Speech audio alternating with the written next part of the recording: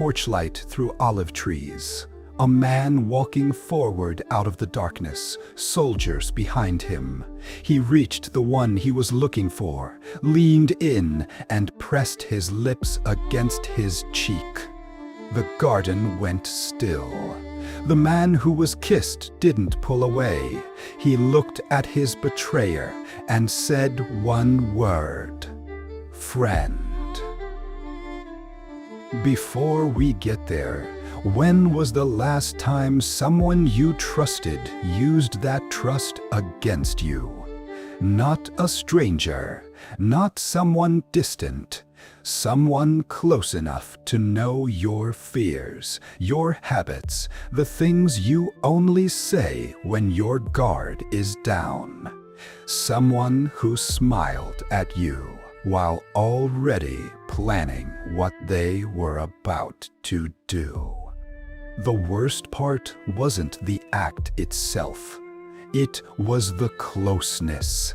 The fact that they had access you gave them, and they turned it into a weapon. That's a specific kind of wound.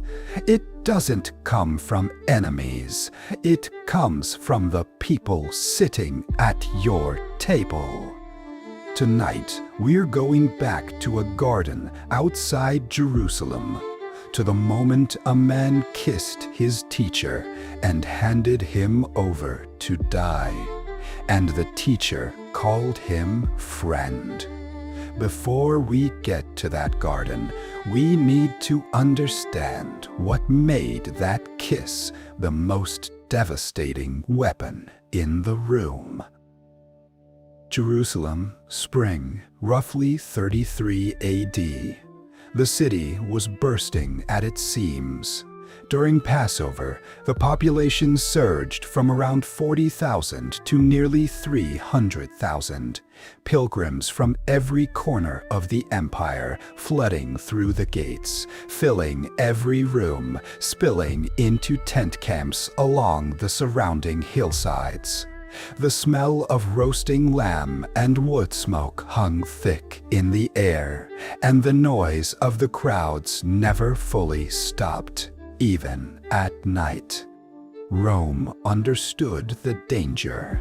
Pontius Pilate himself traveled from his coastal headquarters in Caesarea to Jerusalem every Passover, bringing a full military cohort, 600 soldiers stationed at the Antonia fortress, a stone tower overlooking the Temple Mount from its northwestern corner. Passover celebrated liberation from Egypt, and Rome had no intention of letting that celebration spark ideas about liberation from Rome. Across the Kidron Valley on the Mount of Olives sat a garden called Gethsemane. The name meant oil press. Ancient olive trees, gnarled and thick, their roots gripping the limestone. At night it was dark and quiet, far removed from the festival crowds, and Jesus frequented it to pray. His disciples knew the paths well. So did Judas. In first-century Judea, the bond between a rabbi and his disciples ran deeper than family.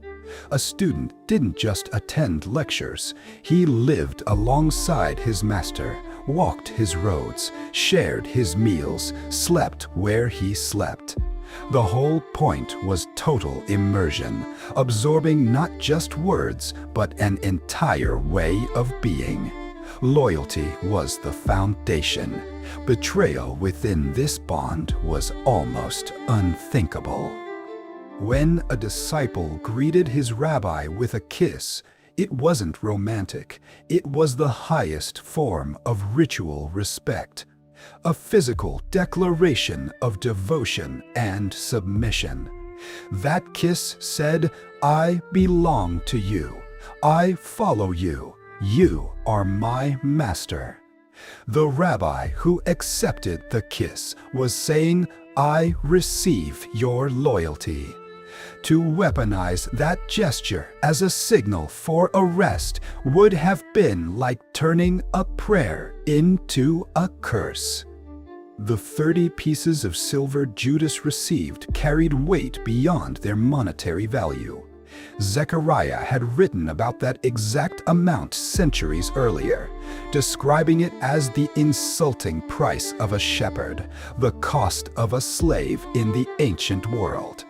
In first-century terms, it equaled roughly 4 months of a laborer's wages, enough to purchase a small field, not enough to purchase a life. But money might not have been the real point at all. What mattered was what people believed the Messiah would do. They weren't waiting for a teacher who washed feet and rode donkeys. They wanted a warrior king like David, who would raise an army, crush Rome, and restore Israel's independence.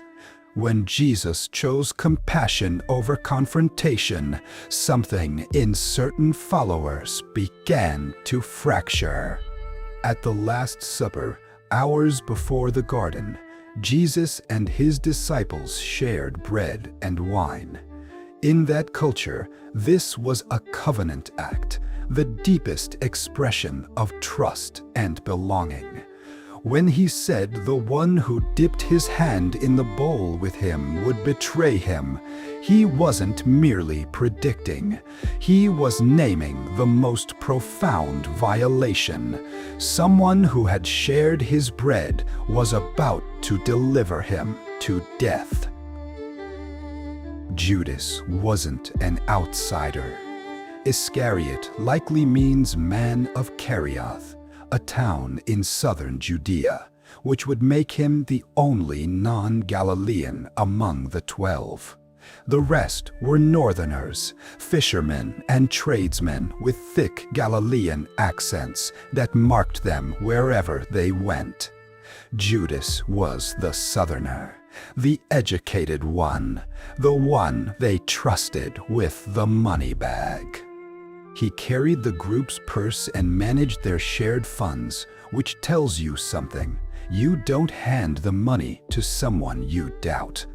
The other disciples saw Judas as reliable, competent, perhaps more sophisticated than the rest. He sat at every meal, heard every teaching, watched every healing. He wasn't on the margins of this movement. He was embedded at its center. But something else was running underneath. Some scholars believe Judas harbored zealot sympathies, a political vision of the Messiah as a military liberator. He watched Jesus feed 5,000 and refuse the crown they tried to give him. He saw the crowds cry Hosanna with palm branches, then watched Jesus arrive on a donkey instead of a war horse. Each time Jesus chose compassion over confrontation, something in Judas wound tighter. Maybe he told himself that forcing a crisis would finally make Jesus act. The Romans would move, the priests would demand, and Jesus, backed into a corner, would reveal the power he'd been withholding. In Judas's mind, it wasn't betrayal. It was strategy, a necessary push to trigger the revolution he believed was inevitable. That's how rationalization works. It sounds logical, purposeful, even noble. But Judas wasn't deceiving the chief priests about who Jesus was. He was deceiving himself about why he was doing it. The stories we construct about our own motives are always the most convincing lies, because no one is there to argue back. Jesus knew exactly what was coming. The Gospels are explicit about this, not vague intuition, but direct knowledge. At the supper, he named the betrayer. He washed Judas's feet alongside the others, handed him bread as a gesture of honor, and looked across the lamplight at the man walking toward his death, treating him as a beloved guest. Why would he do that? Why wash the feet of someone plotting his arrest? Why break bread with a man whose next stop is the chief priest's courtyard? Why offer honor to the hand that will signal his execution? He didn't prevent the betrayal. He didn't expose Judas to the group. He didn't slip away into the night. Instead, he sat with it, served through it, and walked into the garden with full knowledge of what waited among the trees. Meanwhile, the other disciples saw nothing. They bickered about who was greatest, while treason was being sealed at their own table. Peter swore he'd never abandon Jesus. Within hours, he would deny him 3 times. The table held 13. Bread, wine, roasted lamb, bitter herbs, the Passover meal, the holiest night on the Jewish calendar, a 1,000-year-old commemoration of liberation from slavery. Oil lamps threw warm shadows across the faces gathered in the upper room. The scent of wine and fresh bread filled the air. 1,000 years of tradition weighed on every cup that was raised. Somewhere between the first cup and the last, Jesus spoke words that froze the room. One of them would betray him. The reaction was immediate. The disciples were deeply shaken, each asking in turn, "Surely not I, Lord." Not one of them pointed at someone else or claimed certainty about his own loyalty. Every man looked inward first. That reveals something fundamental about betrayal. Nobody is entirely certain. They're incapable of it. Judas asked the same question, but with a different word. "Surely not I, Rabbi." Not Lord, but Rabbi. A subtle shift in the Greek that might mean everything or nothing. Jesus answered quietly. The others may not have heard. The meal continued. Then Jesus dipped bread and handed it to Judas. In that culture, an act of deep honor, the host offering a choice piece to the most valued guest. One final gesture of closeness, one last door left open. Judas took the bread, and John's Gospel delivers a line that lands like a blow. After the bread, Satan entered him. Jesus looked at him and said, "What you are about to do quickly." The other disciples assumed Judas was being sent on an errand, supplies for the festival, maybe a gift for the poor. They had no idea. Judas stood, walked to the door, and stepped out.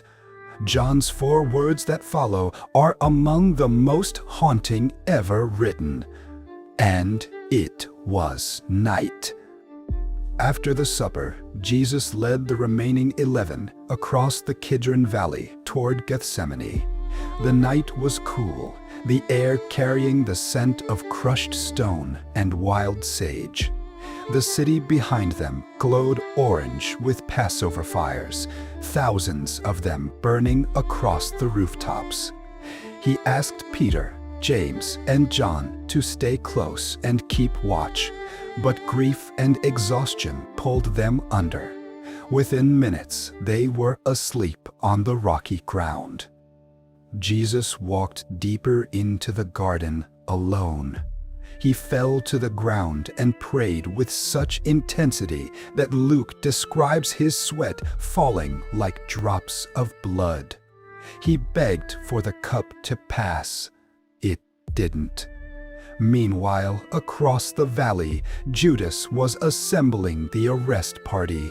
Temple guards, servants of the chief priests, armed men with swords and clubs and torches to light their way through the olive trees. The torches began moving through the darkness, down from the city walls, into the Kidron Valley, up the slope of the Mount of Olives. Jesus saw them coming. He woke his disciples. "Rise, the one who betrays me is near." He didn't run. He didn't hide among the ancient trees. He stood in the garden and waited. Dozens of torches broke through the olive trees. Temple guards in formation, servants carrying wooden clubs, what John's Gospel calls a spira, possibly a Roman cohort of up to 600 soldiers. All that force, swords, armor, torches, the clank of metal in the darkness, deployed against one unarmed man who had been kneeling in prayer. The authorities weren't taking chances, not during Passover, not with a rabbi whose followers had called him king. Judas led them through the trees. He'd arranged a signal with the soldiers beforehand. "The one I kiss, that's him. Seize him."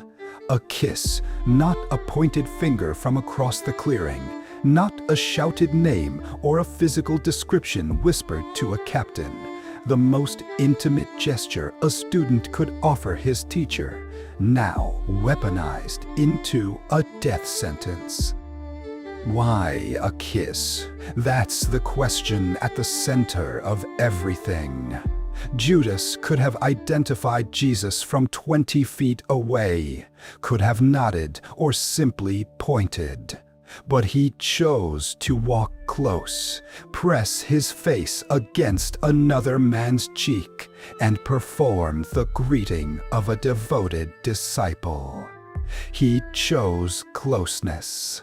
It was deliberate. He moved forward. Jesus stood still. The 11 disciples behind him stirred in confusion. Disoriented, half asleep, eyes stinging from the sudden blaze of torchlight that shattered the garden's darkness. The armed men held position in a wide arc, swords and clubs at the ready, waiting for the signal that would start everything. And Judas narrowed the distance between himself and his teacher, step by step by step, across the root-tangled, rocky ground of Gethsemane. The garden smelled of crushed olives and cold stone. Torch smoke drifted between the ancient branches, turning the air thick and acrid. Behind Judas, a soldier shifted his grip on a wooden club, the scrape of rough wood against leather barely audible above the breathing of 100 waiting men. This was the same ground where Jesus had knelt in prayer minutes before.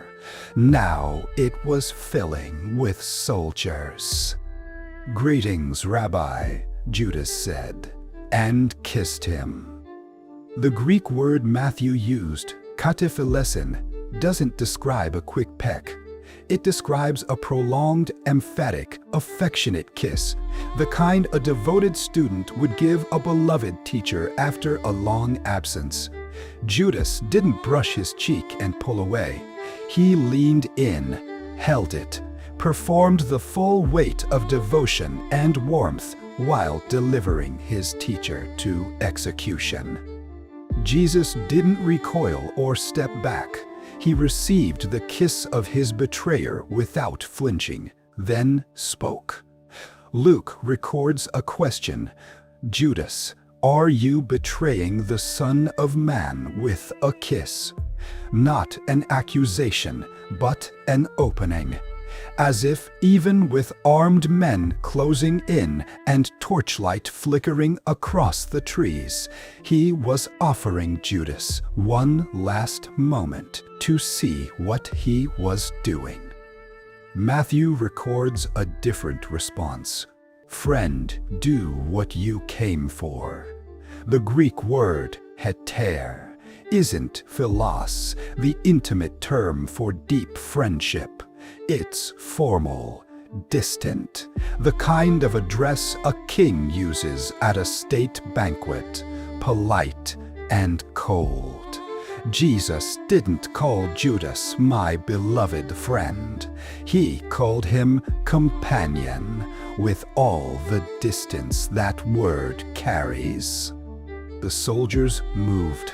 Peter, terrified yet loyal, drew a sword and struck, severing the ear of a servant named Malchus. Jesus stopped him immediately, telling him to put the sword away, then reached out and healed the wound with his own hands. His final miracle before the cross, performed on a man who came to arrest him. The disciples ran into the darkness, every one of them. Mark even mentions a young man who fled so fast he left his linen garment behind and ran naked into the night. The same men who had sworn loyalty over bread and wine just hours earlier vanished in seconds when swords were drawn. Loyalty at a table costs nothing. Loyalty in a garden full of weapons costs everything. Jesus didn't resist. He didn't curse Judas or call down fire or summon angels. He stood at the center of the betrayal and absorbed it. Let the kiss land, let the hand seize him, let his friends disappear into the darkness. The one with every right to fight chose silence instead. Judas weaponized the language of love itself. A kiss signals devotion. He turned it into a signal for death. He needed to be close enough to make the gesture unmistakable. Betrayal doesn't arrive from a distance. It comes from inside the circle, from someone near enough to embrace you. That's what makes it destroy so completely. The wound takes years to heal because it was inflicted by the hand that once held yours. When Jesus was condemned, remorse crashed over Judas. He brought the 30 coins back to the chief priests and confessed, "I have sinned. I have betrayed innocent blood." But their response was brutal indifference. "What is that to us? That's your problem." The tool had served its purpose. He was discarded like something broken. He threw the coins across the temple floor, silver scattering like something unclean, then left and hanged himself. The priests wouldn't put the blood money in the treasury. Instead, they bought a potter's field for burying strangers, fulfilling what Zechariah had written centuries before. There's a canyon between remorse and repentance, and this story makes it visible. Judas felt terrible. He returned the money. He confessed out loud. But he went to the priests, not to Jesus. Peter denied Jesus 3 times that same night and wept bitterly too. But Peter went back. He faced the one he had failed. Remorse is about your own pain. Repentance is about facing the person you wounded. In the early 1990s, a psychologist named Jennifer Freyd at the University of Oregon identified something she called betrayal trauma, the distinct psychological damage that occurs when harm comes from someone you depend on. It's not just more painful than harm from a stranger. The brain processes it through entirely different pathways. Recovery takes longer. The scars cut deeper. The trust architecture itself is rewired. Freyd also discovered what she called betrayal blindness, the mind's way of protecting itself when a trusted person is doing harm. A child being hurt by a parent still needs that parent for survival, so the brain suppresses awareness of the betrayal to preserve the bond. The mind sacrifices truth to maintain the relationship. This same mechanism was operating in Gethsemane. Jesus told his disciples plainly at dinner that one of them would betray him, even pointed to Judas with the bread. Yet not one of them grasped what was actually happening. Recognizing betrayal from inside your closest circle requires tearing down everything you believed about the group, about the person sitting next to you, and the human brain will go to extraordinary lengths to avoid paying that cost. The modern version of Judas's kiss doesn't unfold in gardens anymore. It happens in boardrooms and bedrooms, in text messages and moments of exposed vulnerability. The business partner who copies your client list before announcing he's starting his own firm. The friend who hoards your confessions for years and deploys them in a single devastating argument. The spouse who whispers, "I love you," while already consulting a divorce attorney.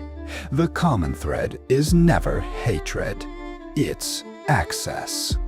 The deepest wounds come from people positioned close enough to see exactly where you're vulnerable, who then chose to exploit that knowledge. A stranger's cruelty stings briefly and fades, but a betrayal from someone trusted can fundamentally reshape how you connect with others for years to come. You stop reading kindness at face value. You start watching for the angle behind every gesture. History keeps repeating this same geometry.